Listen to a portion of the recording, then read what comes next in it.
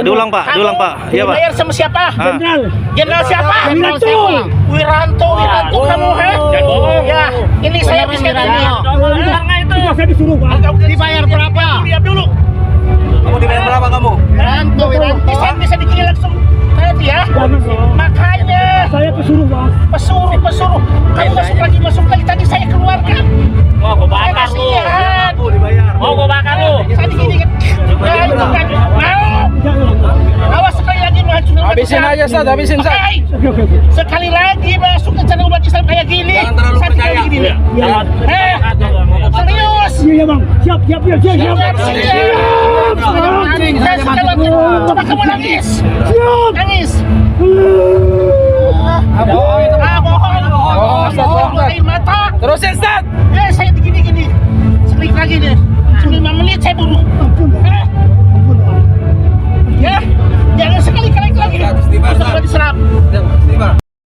Selamat siang para netizen dimanapun kita berada, salam inspirasi bagi kita semua ya. Para relawan Anies Baswedan pernah nggak ya di JIS kemarin ada kegaduhan yang sangat luar biasa. Ternyata usut punya usut ya, orang ini sudah ketangkap ya di acara itu begitu, dan bahkan mereka mengaku dibayar oleh salah satu orang katanya begitu kan ya. Salah satu orang namanya Pak Wiranto. Saya nggak tahu Pak Wiranto itu siapa. Apakah dia seorang jenderal? Apakah siapa begitu kan? Apakah kru mereka atau siapa begitu? Tapi yang jelas dari beberapa dari beberapa pengakuan masyarakat bisa melihat dan bisa menyaksikan siapa sih sebenarnya orang yang mengaku itu. Nah, ini kemarin sempat menjadi heboh dan sebagainya begitu kan, dan dia memakai kaos PKS ya. Memakai kaos PKS, apakah dia sudah menjadi penyusup ya di situ begitu kan? Kok bisa-bisanya mereka mengacaukan begitu kan? Jadi mari kita amati betul ya sekarang ini dengan adanya situasi politik yang tidak menentu, apakah mereka cukup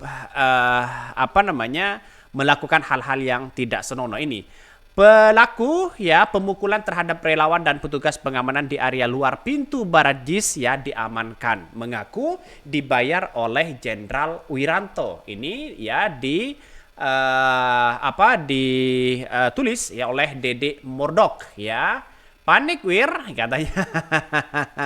Ternyata koru penculik yang nyuruh ya. Apakah seperti itu? Ya kita lihat saja bagaimana mereka pengakuan mereka yang cukup menjadi perhatian khusus begitu kan.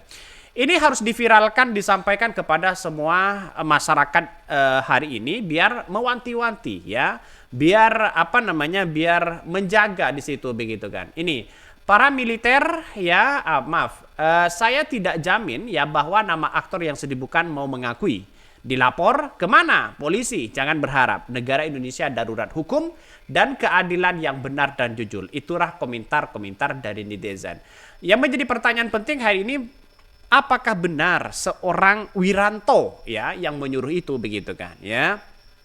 Saya kira secara logika agak jauh memang begitu kan. Tapi bukan tidak mungkin begitu. Kenapa mereka menjadi penyusup, jadi pengacau di acara-acara Anies Baswedan? Usut punya usut karena mereka dicekik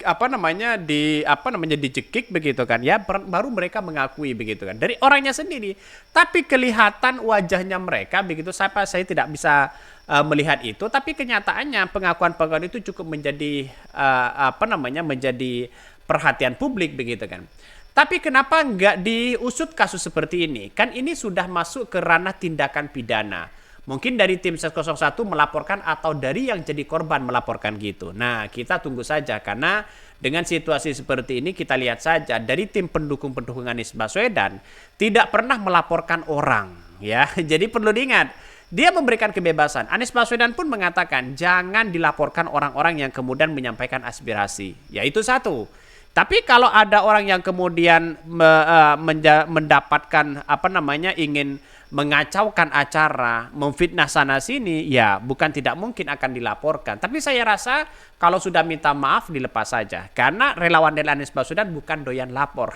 Yang kita perjuangkan adalah perubahan di situ begitu kan ya, untuk kemenangan Anies Baswedan. Kalau benar ya itu si Wiranto nyuruh yang nggak heran, siwir ya ambisius, tapi kan nggak ada yang suka katanya. Ini komentar-komentar dari netizen. Ada yang berkomentar lagi ya bikin cacat aja ya biar jadi efek jerah sehingga tak ada lagi yang jadi antek-antek bayaran.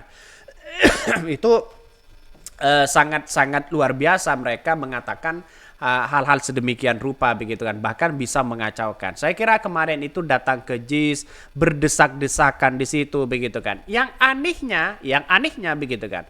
Ada baliho Prabowo Gibran ya, ada baliho Prabowo Gibran ditampaknya di JIS di situ begitu kan ya. Di video sebelumnya, di konten saya sebelumnya ada kok di situ begitu kan ya. Ada videonya. Terus kemudian saya rekam, terus kemudian ada baliho Prabowo Gibran agak tampak besar dan di bawahnya ada wakil gubernur, ada wakil mantan gubernur begitu kan DKI Jakarta yaitu Pak siapa itu dari Gerindra begitu kan. Di situ malah yang masyarakat Indonesia ya justru membiarkan mereka tanpa diambil, tanpa dirusak sedikit pun. Karena begitu menghargai bagaimana demokrasi hari ini begitu kan. Jadi artinya apa? Artinya relawan-relawan Anies Baswedan itu sudah benar-benar etikanya luar biasa. Ada Prabowo Gibran dekat DJIS dibiarkan mereka, biarkan. Karena inilah bagian dari demokrasi begitu kan. Ada orang yang mengacaukan itu lalu kemudian mengaku ya dari salah satu orang karena dibayar atau tidak.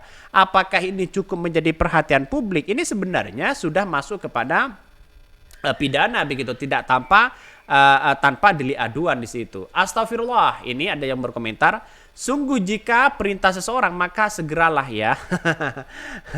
Jangan dibunuh ya, dicacat di tangan kakinya katanya. Ya, itulah alasan saya kenapa dulu saya keluar dari Partai Hanura karena antara perkataan dan perbuatan Pak Wir tidak sesuai. Saya pernah jadi anggota DPRD provinsi ya dari Hanura dan tidak mau mencalonkan ya presiden berikut. Itulah komentar-komentar dari netizen. Artinya nampaknya begitu kan. Kalau kita berbicara terkait dengan adanya video-video yang beredar itu, pertanyaan dari kita, benarkah seperti itu begitu kan ya?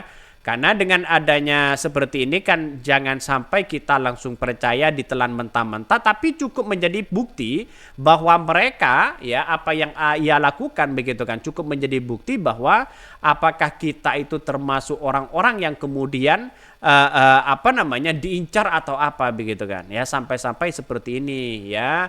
Jadi saya rasa kita lihat saja Indonesia itu tidak baik-baik aja kalau masih ada orang-orang yang seperti ini begitu kan. Ini cukup menjadi perhatian khusus di sebelumnya ya kita saja pengakuan-pengakuan seperti itu begitu. Jadi membuat kekacauan yang sangat luar biasa di situ pakai kaos PKS pula begitu kan. Ini sebuah langkah yang kemudian kita harus mengakui kita itu apakah diincar atau tidak.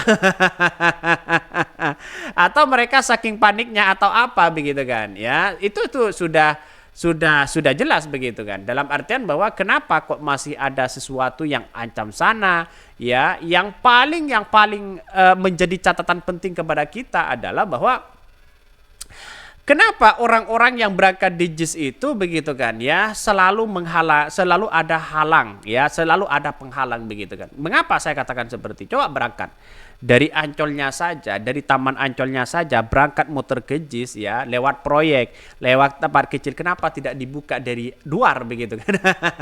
Tapak luar itu ya pertanyaannya kan seperti itu begitu kan. Jadi apalagi ada kericuhan seperti ini, jelas mereka begitu kan, ada nuansa mengacaukan begitu, sudah jelas mereka di depan mata. Maka saya berharap bahwa cukuplah menjadi kebenaran bagi kita seperti ini. Nah itu pertanyaan penting dan bahkan kita harus berhati-hati betul di TPS nanti begitu, bukan tidak mungkin ada sesuatu yang mengacaukan ya. Oke ya, mungkin itu ya yang kami sampaikan ya. Tonton terus channel Hodari Podcast Rakyat ini karena ada berita-berita menarik dan viral setiap harinya. Salam para netizen, salam inspirasi bagi kita semua. Jangan lupa di subscribe channel YouTube Hodari Podcast Rakyat ini.